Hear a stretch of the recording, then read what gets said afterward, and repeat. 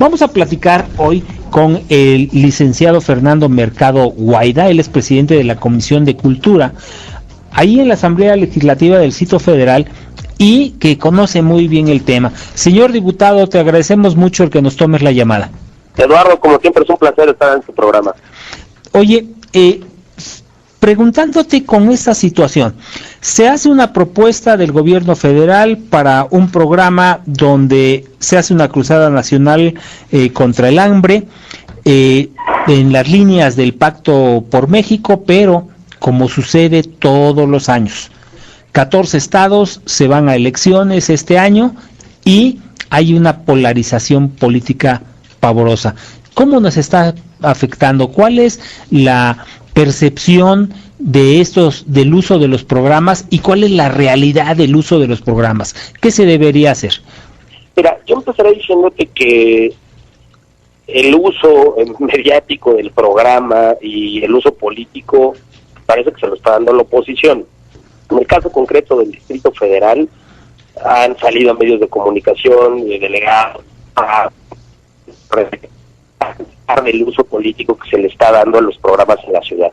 Yo lo que te diría es que, en primer lugar, la cruzada contra el hambre no ha llegado al Distrito Federal. Hay una mesa institucional entre el gobierno federal y el gobierno de la ciudad para acordar la forma en la que operaría este programa. El gobierno de la ciudad ha sido muy claro en cuanto a algunos temas que le preocupan, como que los programas se dupliquen, etcétera, y el gobierno federal le ha correspondido tener una mesa de diálogo y buscando soluciones a estas inquietudes de la ciudad. Pero frente a esto, todo el mundo le quiere sacar raja política, haciendo acusaciones sin sentido, descalificando el programa desde antes, y pues los que están en medio de este fuego cruzado, o más bien de este fuego unilateral por parte del PRD hacia el programa, pues son los ciudadanos, y sobre todo los ciudadanos que viven en condiciones de muy alta marginación. Hay que recordar que en la Ciudad de México hay localidades que tienen tal nivel de marginación equiparable con el de la Sierra de Guerrero. Indiscutiblemente. Entonces, y además, no solo es uno, son varios focos de rojos prendidos en la Ciudad de México, donde hay hacinamiento a un grado espantoso, ¿no? Sí, y hay gente que vive en cuevas, hay gente que vive en casas que aún no tienen piso firme, muchas colonias en la ciudad que no tienen servicios, que no tienen drenaje, que no tienen agua, asentamientos irregulares que viven en medio del bosque. Vamos, es una situación, pues no diremos generalizada, pero que sí existe en la Ciudad de México. Pese a los programas sociales que ha manejado el PRD durante 12 años. Y yo no quiero decir con esto que todos los programas hayan fracasado.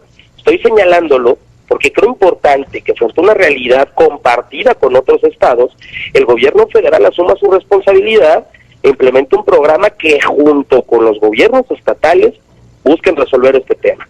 Sin embargo, la politización que se le ha dado en la Ciudad de México, las acusaciones, las estrategias dilatorias, pues tiene un fin que es sembrar una duda, ahora sí te lo digo como dice la expresión popular, asustar a los ciudadanos con el petate del muerto, sembrar una duda pues totalmente infundada, porque ni está operando el programa, no hay ninguna prueba de que el programa tenga tintes políticos. En la Ciudad de México, por lo menos, hay una mesa de diálogo con el gobierno de la ciudad, se ha atendido las inquietudes de los jefes delegacionales, y frente a eso yo creo que es muy irresponsable lo que hemos escuchado por parte de la izquierda en la ciudad, en cuanto al uso de los programas, que además, si hablamos de acusaciones sobre uso electoral de programas sociales, tenemos una gran lista de lo que ha sucedido en la ciudad en los pasados comicios y en anteriores.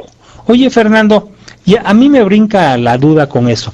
¿No es inhumano que a estas personas que están en extrema pobreza, que muchas veces ni siquiera tienen para comer, les suspendan estos programas por veda electoral?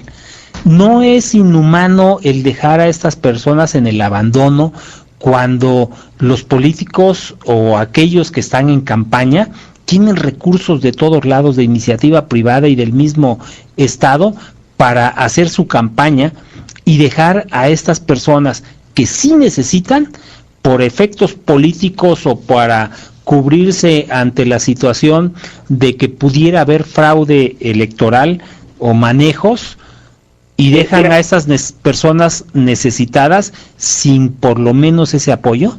Coincido plenamente contigo. Lo primero que te diría es que en el caso particular, estas estrategias dilatorias para que se retrase la entrada de estos programas a la ciudad van en prejuicio 100% de los ciudadanos.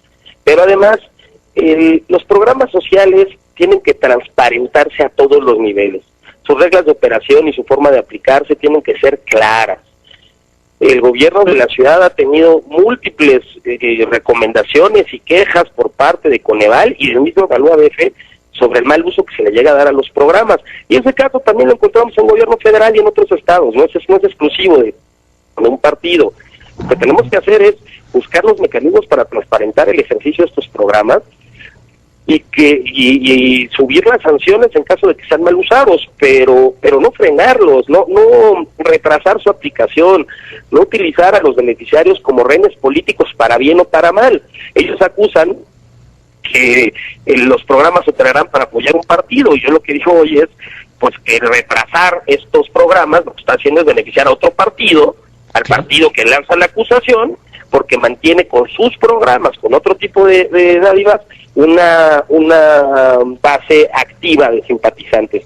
Y yo creo que los programas en ningún momento, en ninguna situación pueden ser usados de esa forma. Y también no sé, tiene que moderarse. Y también no sé si coincidas conmigo, pero el parar los programas, además de que conllevan el causarle un daño, una lesión a aquella persona que necesita recibirlo, no sé, si le dan 1,000 pesos por lo menos para las medicinas, necesita recibirlos, en un momento determinado ese mismo partido político puede ofrecerles que si votan por ellos, entonces se reanuda el programa. El frenar los programas yo creo que causa mucho más problema que mantenerlos activos, ¿no lo crees? Yo creo que sí es, y en el caso de los tiempos electorales es un asunto que viven y que pagan las consecuencias de los malos usos, pero también de la falta de transparencia en la operación de estos, los ciudadanos más pobres. Pero regresando a ese tema, ¿cuál es el uso que se le da a los partidos? Te repito, yo creo que aquí nadie está exento, se han cometido por parte de algunos actores políticos, yo no me atrevería a generalizar, hay que ser responsable con lo que decimos, se han utilizado con fines electorales en la ciudad, hay operadores del PRD que se han afanado en hacerle llamar a las tarjetas del adulto mayor como las tarjetas de Andrés Manuel López Obrador. Que nos deja ver eso, pues que no solo tiene un uso político, sino además hasta lo relacionan como un programa y es un personaje, para aumentar la popularidad de un personaje en específico. Debería estar sancionado en esos casos, pero además debería ser mucho más transparente la operación del programa. Claro, ¿y ahí no será que lo relacionan porque es el que lo inició? Sí, lo que pasa es que una cosa es decir, a ver,